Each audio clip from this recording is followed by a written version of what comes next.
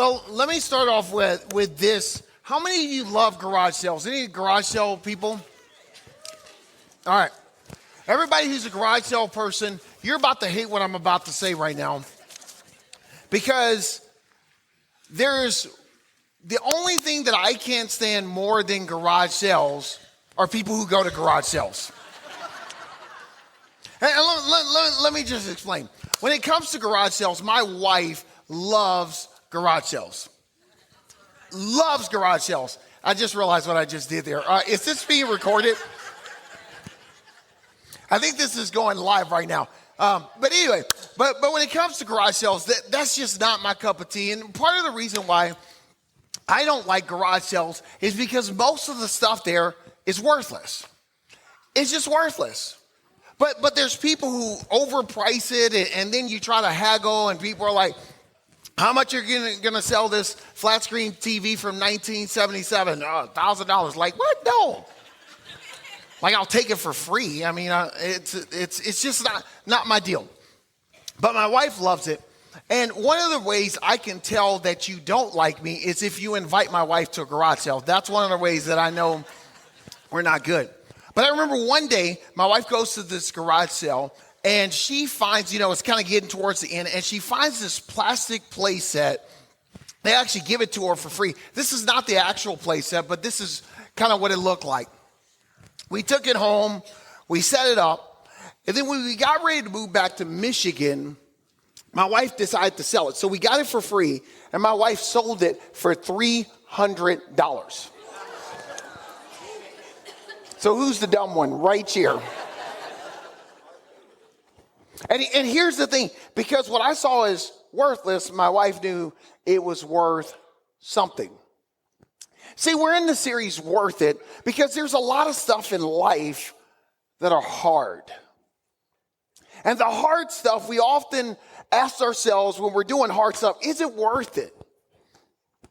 Like, is it worth it to be kind, to forgive? Is it worth it to pray for my enemies? Is it worth it to be a godly person?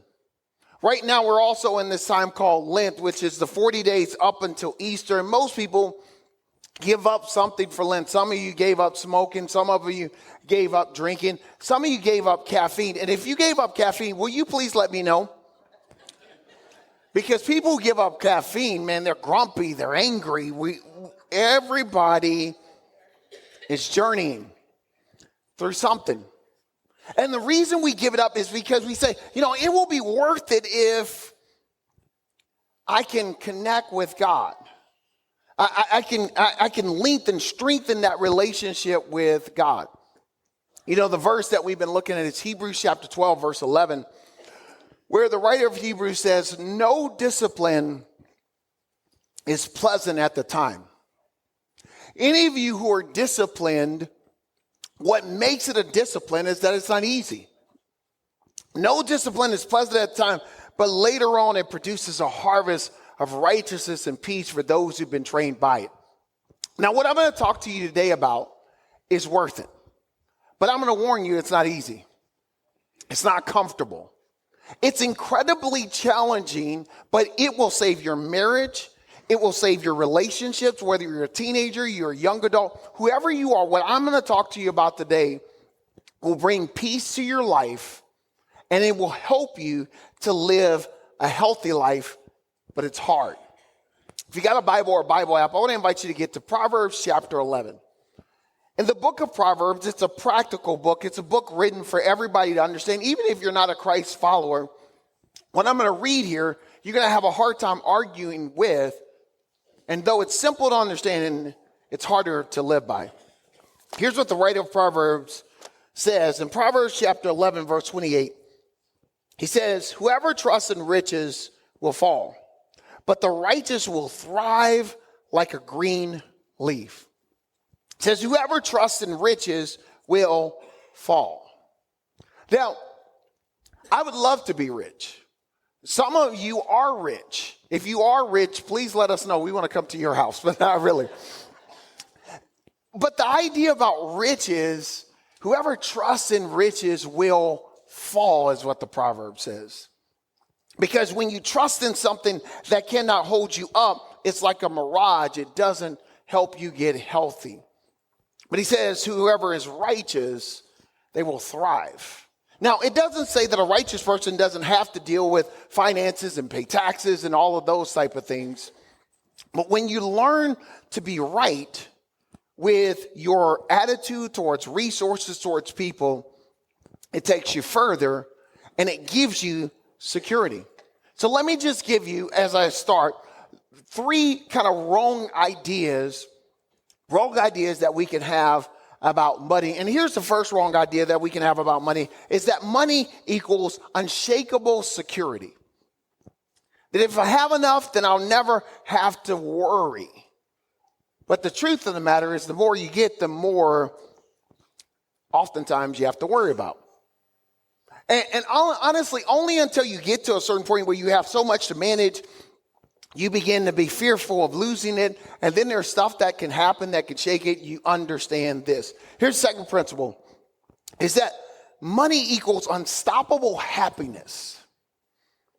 See, this is the lie that we tell ourselves that causes us to keep on pushing, keep on driving, because we say, hey, I'll spend time with my kids. Hey, I'll have fun. I'll calm down. I'll chill out. I'll have a great time when I get to this place because I will be happy when. And oftentimes we end up missing what's important to us. A mentor of mine talked about how he was so driven to accomplish and do more and accomplish more. And he said, one day he's at the pinnacle of his success, and all of a sudden he feels his heart beating so fast that he can't stop it. People gather around him and then he passes out. He said it felt like an elephant was sitting on his chest. And he said, the night that I had a heart attack, I realized what was most important to me. Being driven to accomplish more does not equal more happiness. I came across this story. I thought it was kind of funny about how sometimes the lie of more that will equal happiness can blind us and get us to listening to the wrong voice. Story goes like this. Several men were in the locker room at a health club after exercising. Suddenly, a cell phone from one of the benches rings. A man picks it up and the following conversation ensues. Hello, honey, it's me. Hi. Are you at the club? Yes. Great, I'm at the mall 2 blocks from you. I saw a beautiful mink coat. It's absolutely gorgeous. Can I buy it? The man replies, what's the price? Only $10,000 on sale. Well, okay, go ahead. Get it if you like it that much. I also stopped by the Mercedes dealership and I saw a 2024 model and I really liked it. I spoke with the salesman and he gave me a really good price. We can trade in the BMW that we bought last year. How much? Only $200,000. Okay, but for that price, I want all the options. Great. Hey, before we hang up, the woman says, well, I stopped by the real estate agent this morning and I saw the house that we looked at last year for sale. Remember the one with the pool, the English garden, an acre of land on the water? How much are they asking? The man replied, $5.7 million. That's a steal, once of a lifetime opportunity. Well, go ahead then and buy it. Okay, sweetie, thanks. I will see you later. Bye, the man says, and he hung up the phone. The man hung up the phone and raised his hand while holding the phone, asking all those who were present, does anybody know who this phone belongs to?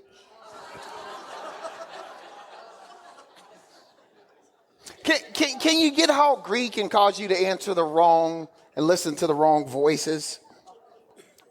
Here's the last myth oftentimes we can believe about money, is that money equals unquestionable ownership. That when I have it all, I'm in control of everything. Here's what God says in Psalms chapter 50, verse 9 and 10. I have no need of a bull from your stall or goats from your pen, for every animal of the forest is mine, the cattle on 1,000 hills. That the secret to actually living well is not ownership, but it's stewardship. is that maturity when it comes to relating to my resources, to being right with resources and people, is that everything I have is a gift from God. And I want to manage it well. Well, what does that look like? Here's what this is in Romans chapter 13, verse 8. In Romans chapter 13, verse 8, the writer of Romans says this: let no debt remain outstanding except but the continuing debt to love one another. For whoever loves his fellow men has fulfilled the law. Now, don't miss this. When I said that this message will help you in your relationships, it would help you in your marriage, it will help you. In Romans chapter 13, verse 8, Paul is talking about two types of debt that every one of us have. First is financial, or debt with money, and then the next one is relational, debt with other people. It says, let no debt remain outstanding except the debt to love one another. So always fulfill your debts. Here's why. Don't miss this.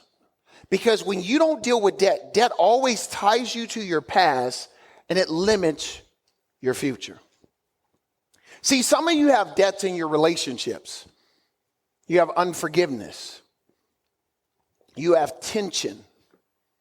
You have unresolved issues. And that debt ties you to the past. And it limits your opportunities in the future. Until you deal with the debt of getting those issues right, it's always going to be like a rubber band that pulls you back. Some of you have financial debt.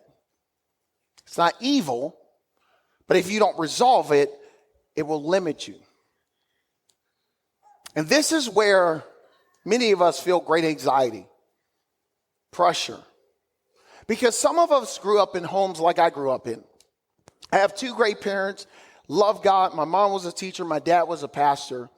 But they both grew up in basically single mom homes, which I love single moms because both my mom and my dad came from that. But they struggled. And I can remember them doing good or doing the best that they could, but they struggled. They argued many times about finances and resources. And then I remember going to Bible college, the first part of Bible college, what they told me was don't lie and don't steal. I actually remember the day that I graduated from high school. I think I've told this story before. And my mom came, she sat me down in the living room and she said, hey, Keith, I'm so proud of you. This is the day I graduated high school. I'm so proud that you graduated. I said, thank you. She said, here's what I want you to do. She says, I want you to go to college. I said, great. Next thing she said, I want you to get a job. And the third thing she told me the day I graduated high school is I want you to move out of my house. This is the day I graduated high school. So I did that. I graduated. I moved out. But I was ill-equipped to manage life. And I know what it's like to live under the anxiety and the pressure of debt. And then I can remember, I'm in my early 20s, and I told the story last Easter. I go down to Dallas at a conference, and it's a pastor's conference. So I think this pastor is going to be talking about leadership and pastoral care and all that type of stuff. And he starts talking about sin. I could not take my eyes off this pastor. And I could feel God convicting my heart and my soul. Because I realized that I didn't know what I was doing with my personal finances, and it was creating stress. And any of you who've ever had this, you know what it's like when your phone goes off and it's that number that you don't recognize. And all of a sudden they answer the phone and you don't have an answer to give them, and just that stress. And this Romans 13:8, let no debt remain outstanding. And I remember as, this guy was going around praying for people, I just wept. Because I thought to myself, God, I have great intentions. I just don't know what I'm doing in this situation. And I'll never forget, after that, meeting with somebody who was close to me. And I said these words, I need your help. Now let me just talk to every man in the room. Ladies, maybe you don't have a problem asking for help, but there's nothing that a man hates more than saying the words, I need help. That's why I don't read directions when I put stuff together. Can I get an amen from the men? I don't need any help. That's what they got YouTube for. Let's do this. I need help. And I was so grateful that there were some people, some mentors in my life who came alongside and taught me how to begin to put some things together. And over time, I got completely out of debt. And not only did I get out of debt, here's what happens when you deal with debt. It not only changes your situation, it changes you as a person. Because you learn habits of discipline and character. Because here's what happens when you get out of debt. Here are the three characteristics that you begin to see with people who are debt-free. And then I'm going to get real practical here. Is number one, is people who are debt-free, they're countercultural. Look at this in Deuteronomy chapter 28, verses 10 through 12. It says, then all the people of the earth will see that you're called by the name of the Lord, and they will fear you. And the Lord will grant you abundant prosperity in the fruit of your womb, the young of your livestock, the crops of your ground, in the land that he swore to give your ancestors. And the Lord will open the heavens, the storehouse of his bounty. He will send rain on your land in season and bless all the works of your hand. And then listen to this. You will lend to many nations, but borrow from none. Thousands of years ago, God knew what would cause his people to stand out is they would live with margin and they would be debt-free. When you're debt-free, you're not tied to your past. You actually can help others in their present. Here's the second thing about people who are debt-free. They're future focused.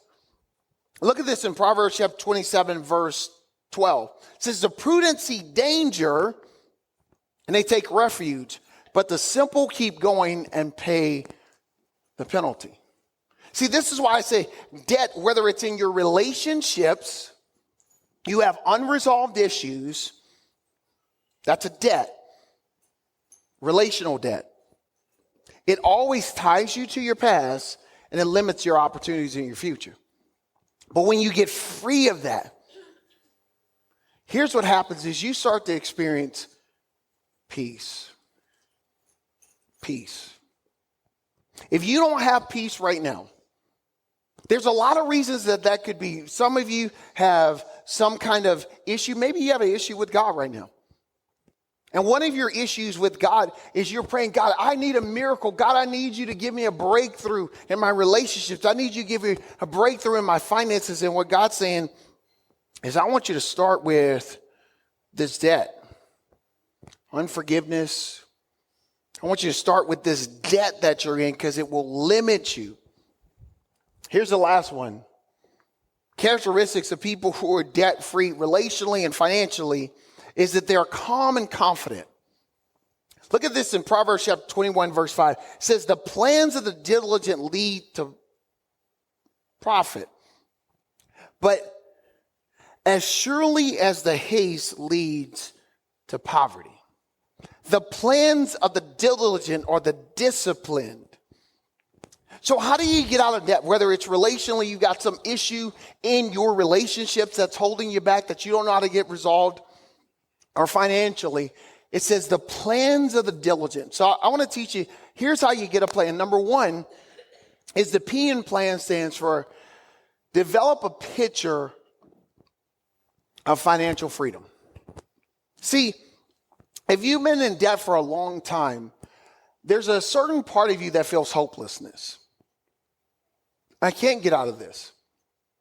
I've learned to function with my dysfunction, and so I live with these mentalities. You start saying stuff like this, I'm an anxious person in relationships. And oftentimes the reason I'm an anxious person in relationship is because I've got some unresolved debt. I've not forgiven. I've not resolved my issues. And so now I've just learned how to function with dysfunction. But you got to get a picture. What would it look like for you to have peace, for you to have hope? What would it look like? You gotta begin to see something different for your life. And when you begin to develop a picture of financial and relational freedom, there's something that rises up inside of you where you're able to move to the next step, getting out of debt financially or getting out of debt relationally, is you start to lay out the steps. Lay out the steps. The L stands for lay out step. Develop a plan to financial freedom or relational freedom. And this is scary. This is uncomfortable. Because I've been living in this dysfunction for so long that I can't even see it. And so that's why I just kind of stay in this cycle of bad behavior and negativity, because I don't know how to get out. But once you start to get a plan, you start to lay out the steps, you start to see change. Here's what I want to say to you. As somebody who was in debt, who got completely out of debt, and have done this multiple times in my life, here's what I want to tell you. Everything in your life can be resolved if you take steps. You took steps to get into this. There's steps that you can take to get out of this. One of the steps is you got to do what I did. You got to humble yourself. You got to sit down. You got to ask for help. That's why we offer financial counseling around here, because we all need help. You gotta get people around. You gotta lay out the steps, and when you start to take those steps, the first step is the hardest, but it's the most freeing. See, for some of you, this is hitting you differently because maybe you don't have financial debt, but you got a relational debt, and you know what God is saying to you right now. He's saying, make the phone call, shoot the text, and it's scary to take that step. But that step will lead you to take other steps. And honestly, here's why the writer of Romans says, let no debt remain outstanding, because that debt carries into every other relationship. Lay out your steps. And then the A stands for adapt to setbacks. Setbacks. See, there's no such thing as a plan that goes without setbacks. And for some of you, this is why you're discouraged, is because you've had a setback. You started off this year, said, I'm going to get out of debt. And you started, you had a budget, you were doing really, really, really good, and then all of a sudden there was a setback. You had a health issue. You had a financial crisis. And sometimes debt is unavoidable in those situations. You had a situation where you got in an accident. Maybe your wife ran into a deer. I don't know what your situation is, but you find yourself having setbacks. And here's what I want to talk to you about setbacks. The only way to get to a setback is you got to develop a resilient attitude. You know, I was thinking about this week, is that I am a normally pretty upbeat person, energetic person, highly optimistic person. But I got to tell you, the last couple of weeks have been hard, painful, difficult. And one of the things that I'm learning to say is that I'm not doing well. I'm not doing well. The only way to move from not doing well to doing well is you have to admit that you're not doing well. Because here's what typically happens when somebody asks you, how are you doing? What's the normal response? I'm fine. But can I tell you something? The way you develop a resilient attitude is you learn to say, I'm not doing great. Not doing good. I'm sad. Confused. I'm not sure what's going to happen next. When you start being able to say that, God's grace comes into your life. And honestly, this is how you are able to receive help. You know, here's how it happened for me. So a couple weeks ago, I spoke at our Delton campus. And after that, I started not feeling well, so I basically rested.